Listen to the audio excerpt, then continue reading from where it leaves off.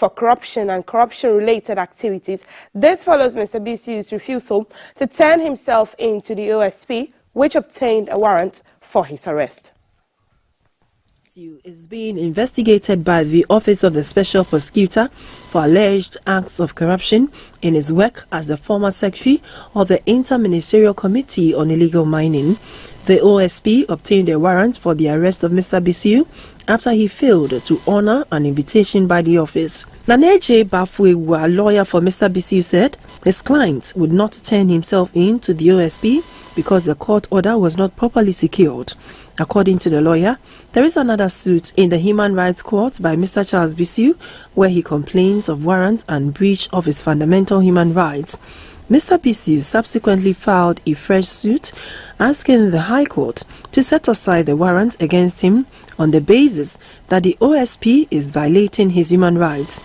This is the third time Mr. Bisiu has filed a suit of this nature against the OSP, with the previous two seeking an Accra High Court to prevent the OSP from investigating him because the subject of the investigation had already been investigated by the Criminal Investigation Division of the Ghana Police Service.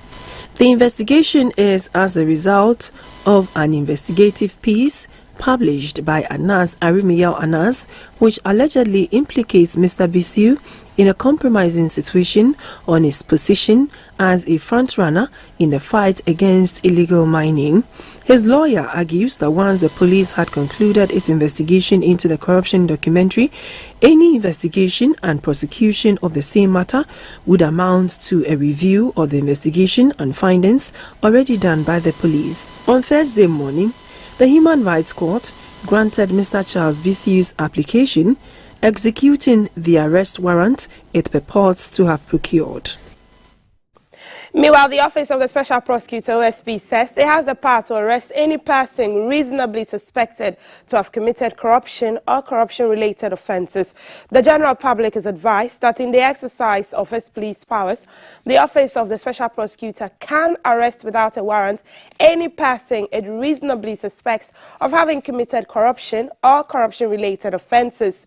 Now, the OSP tweeted after the Human Rights Court 2 in Accra slapped an interim injunction on it and its agents or assigns from executing the arrest warrant issued for former presidential staffer Charles Cromwell Onuawunto Bisiu. The warrant was issued on Tuesday, June 13, following the refusal by lawyers of the former secretary to the dissolved Inter-Ministerial Committee on Illegal Mining, IMCIM, to honor the OSP's invitation. Charles Bisiu, a former Western Region Secretary for the New Patriotic Party, NPP, had gone to court to demand documents backing the OSP's invitation to him over investigations of corruption and corruption-related activities on illegal mining. Nonetheless, the OSP issued the arrest warrant.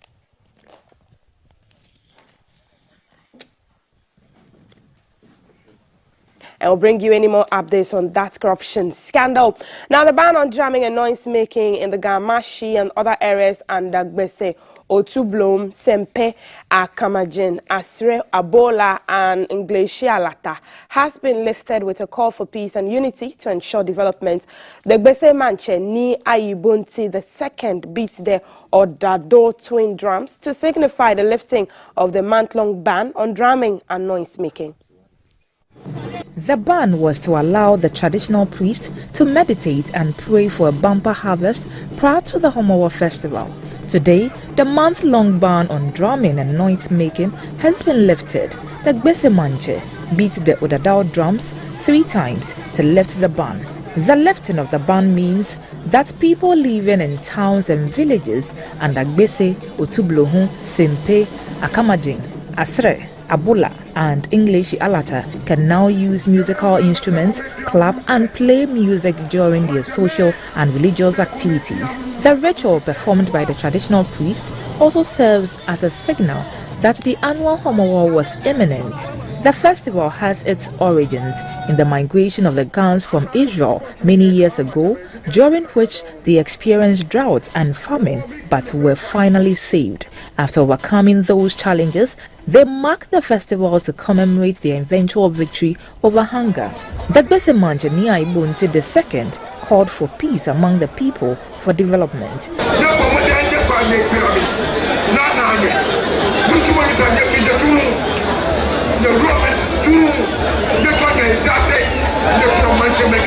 The Member of Parliament for the Dodiodio constituency, Neelante Vanderpoy, also called for togetherness.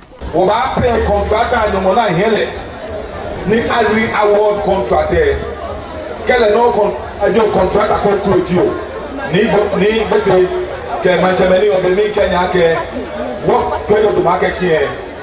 special fund there, back pay no money here, award contract another 3-story block. Yeah, Osha Clinic, Osha Hospital there. Some citizens of Gamashi spoke to GBC News.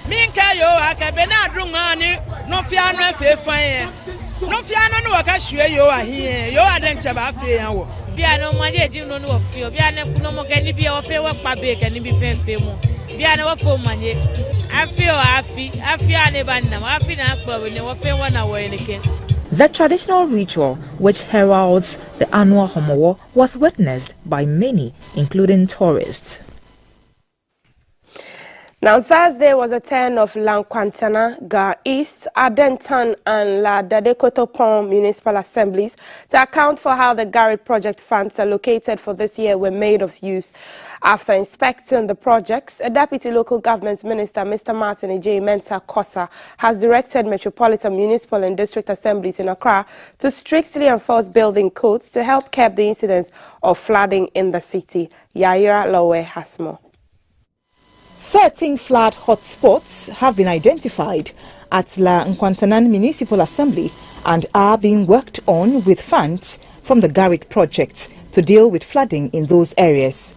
Kweyman School area, Medina Ritz Junction and Kenke House drains, we were told, are desilted.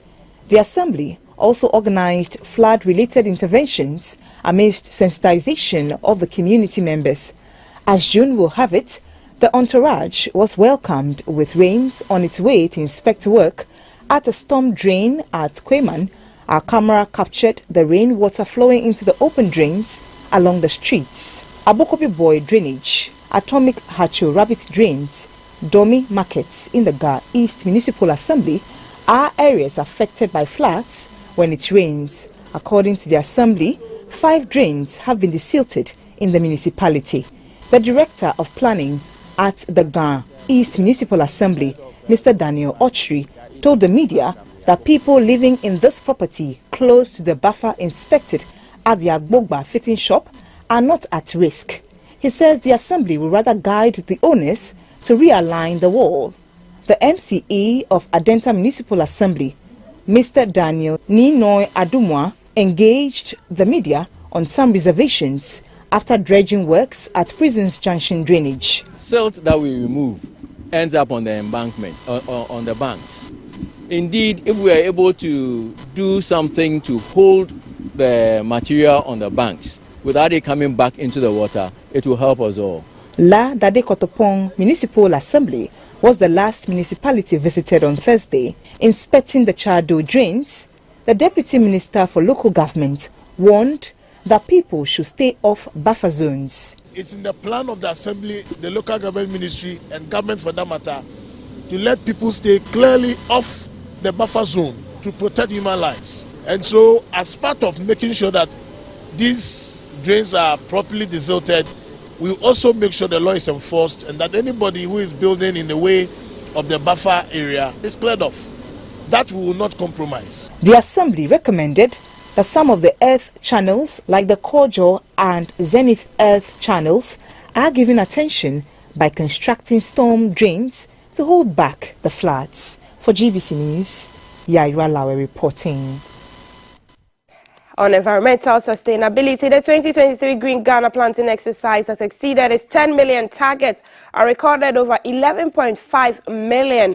This figure is minus 4 regions from up north, that's Northing, Northeast, Upper East and the Savannah regions. The Chief Executive of the Forestry Commission, Mr. John Alute, explaining during a post-Green Ghana Day media briefing in Accra, said the 4 only had a commemorative planting as they await the rains to engage in the full-scale planting exercise. In a presentation on the 2023 Green Ghana Day seedlings distributed, the Ashanti region topped the regional target list with 3,147,306 actual seedlings distributed from an initial target of 2,300,000, representing a 137% distribution rate. Aside the Ashanti region, Eastern, Western, North, Central, Bono, Ahafo, Upper West, and the Greater Accra regions also exceeded their targets. Total forest reserve planting hit 61.3%, higher from the initial 50% target, with the remainder 38.7% planted in homes, medians of roads and other locations. The Chief Executive of the Forestry Commission, Mr. John Alote, mentioned the top 5 seedlings distributed per demand as cashew, oil palm, coconut, orange and timber species. The Forestry Commission commended some lead private plantation companies and churches who contributed immensely to the success of the projects, including the Presbyterian Church, the Church of Pentecost, the Apostolic Church, the Catholic Church and the Methodist Church.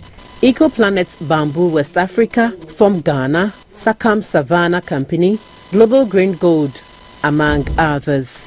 He also commended the Muslim community, particularly the Chief Imam, for their support. The national chairman of the 2023 Green Ghana Planning Committee, who is also a Deputy Minister for Lands and Natural Resources in charge of forestry, Mr. Benito Wusubio, says effective monitoring and supervision of the seedlings planted is key. So far, 11,530,672 seedlings have been distributed across the country. Ghana is quickening her natural capital accounting strategy, a process to calculate the national resource stocks and its economic contributions to the national economy. A better valuation of Ghana's natural capital, including the forest and water bodies, will increase its reported net wealth and make progress for its inclusion in GDP and rebasing of national wealth. The report by Shirley Bewa. Ghana's climate is changing. Fisheries are depleting. Soils are degraded. Water supplies are overstretched. What is needed is a measure that goes beyond just the annual output of a country, termed as GDP. A measure that looks at wealth in its entirety, combining produced, social, human and, importantly, natural capital. African states, including Ghana, now acknowledge that natural capital accounting could be the key to building a more sustainable world. You cannot calculate GDP without looking at the impact of extractive industries on our natural capital accounting. Let me give a quick example. We've been mining gold. We've been taking out oil, right? Now, this gives a lot of boost to our GDP. However, have we actually looked at the cost of this exploitation to the environment? This needs to be inculcated into our GDP. A high-level forum in Accra is strengthening collaboration among key institutions. The plan is to collect data needed to understand the contributions of nature to the economy. Natural capital accounts can support the delivery of the SDGs by ensuring that natural capital is integrated into planning and implementation processes at the national, sectorial and local levels. We must address the data gaps, develop robust methodologies and build institutional capacities to ensure the accuracy and reliability of our natural capital assessments. Government statistician Professor Samuel Enin said going green GDP means integrating natural capital accounting, NCA, in the computation of the country's GDP. Next week we're going to release our gross domestic product independent of our natural capital. And what this is going to bring to us is that going forward, we're going to adjust our economic performance management with our natural resources. So once we are able to account for our natural account, what we're going to do is we're going to produce the standard GDP and also produce an adjusted GDP.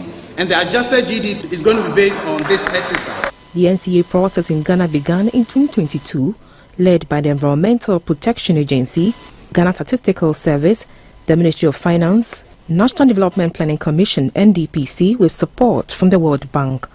It comes at a time that Ghana has dethroned South Africa and taken the leading place as Africa's top gold producer.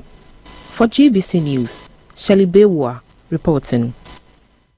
Let's go to the north in Tamale and look at security. Military commanders in the West African sub-region want to collaborate to deal with violent extremism in the sub-region. At a military training camp in Daboya in the Savannah region, the U.S. Army Southern European Task Force Africa Major General Todd Westmond said the threat of terrorism in the sub-region requires a professionally trained force to counter. A simulation exercise took place at Daboya under the umbrella of Exercise African Lion, where some U.S. Army personnel and a Ghanaian counterparts contained an attack on the Daboya camp and successfully neutralized the enemy, killing many and arresting several others. Africa Lion is a joint military exercise that seeks to bolster collaboration between the U.S. Army and their counterparts across some 18 nations globally. In Ghana, the exercise is considered an opportunity to boost the skills of Ghanaian troops in preventing and containing violent extremism, which is fast spreading from the Sahel towards countries along the west coast of Africa, such as Togo, Benin, La Côte d'Ivoire and Ghana.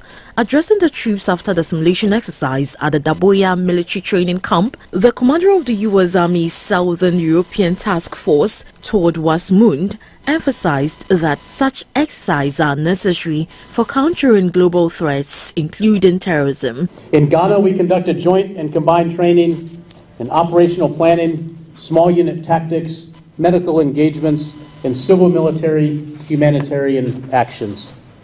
Each activity has enhanced our interoperability, they have enhanced our readiness, and they have enhanced our friendships. Each activity has demonstrated for all to see our cohesion, our resolve, and our shared commitment to security in Africa. In attendance were some military chiefs from Togo, Benin and La Côte d'Ivoire. The Chief of Army Staff of Ghana Armed Forces, Major General Thomas Opon-Pepra, expressed satisfaction with the preparedness of Ghanaian soldiers to deal with any external threat. In order to fight emerging threats, there's a need for collaboration, there's the need for jointness, there's the need for unity. And I can see from the crowd a mix of Americans, Ghanaians, Beninois, Ivorians, and so on and so forth. It tells you how we have to deal with emerging threats. No country can do it alone. So joint operations, joint collaboration have all come to stay. This year's edition of the program is being hosted by Ghana, Tunisia, Morocco, Senegal and Djibouti, with more than 10,000 participants from 18 countries. Let's take you to the international front now. Nigeria's new President Bola Tinubu